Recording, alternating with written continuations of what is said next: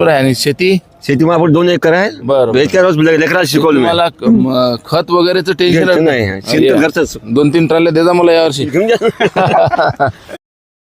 मित्रांनो नमस्कार. रोज 1 तास स्वतःसाठी आपला दैनंदिन उपक्रम आहे, त्यामध्ये सर्वांनी आपल्याला 1 तास दिला पाहिजे. आता मी नेमीचंद भाऊला अनेक दिवसापासून पाहतो की भाऊचा दुधाचा व्यवसाय आहे. सकाळीच ते एकंदरीत तयारी करतात आणि दूध लोकांपर्यंत पोहोचवतात.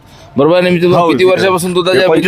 25 वर्ष. आणि आजही आपण पाहतो की नेमीचंद भाऊची जे म्हणजे एकंदरीत फिटनेस आहे, तर या सगळ्या मित्रांनो दैनंदिन त्यांचा जे उपक्रम आहे तर नेमीचंद भाऊचा रोज सायकलिंग करणे. काठीवरून ते येतात आणि घरपोच दिग्रजच्या दूध पोहोचवतात. 20-25 किलोमीटर रोज चालवतो. 25 किलोमीटर सायकलिंग रोज चालवतात. आणि भाऊचं नाव विजू जाधव. तुम्ही पण दुधाचा बिझनेस करता? तर काय दूध परवडा लागलं का आजकाल दूध विकणं?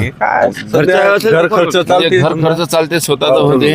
माझा खर्च आता वाढलेला आहे. जे करणारे आहे घरचे त्याला हा व्यवसाय परवडते.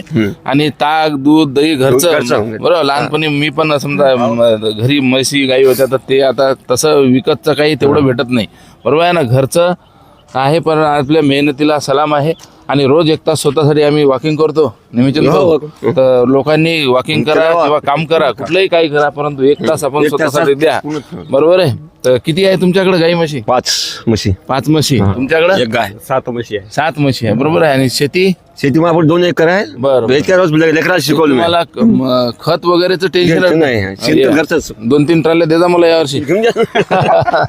तर चला मित्रांनो, भेटूया पुढील व्हिडिओमध्ये. नेमीचंद भाऊ आपले जुने मित्र आहेत. याच्यावर लेकराला शिकवलं. आणि विशेष एक वकील आहे मित्रांनो, नेमीचंद भाऊचा मुलगा आमचा विद्यार्थी आहे आणि तो कॉलेजमधून सेकंड होता.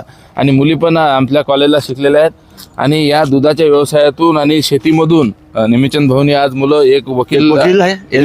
LLM झालेला आहे. एक पोरगी ते डबल MA. हा, एक मुलगी डबल MA झालेली आहे. मोठा पोरगा MA जो आमचा विद्यार्थी आहे. लहान cities camera operator BA first year. हा, तर असं आहे मित्रांनो. शिक्षण आणि आपला व्यवसाय शेती आणि इतर पूरक व्यवसाय जर केला तर आपण मुलांना घडू शकतो. फक्त मुलांनी जे आहे वडिलांवर विश्वास ठेवून मेहनत घेतली पाहिजे. तुमचा मुलगा जो आहे रोज अभ्यास करायचा आम्हाला माहिती आहे. म्हणून आपलं दैनंदिन काम चालू ठेवा आणि कुठलंही काम करत असताना देवाला स्मरण करा. जय शिवाला. जय शिवाला.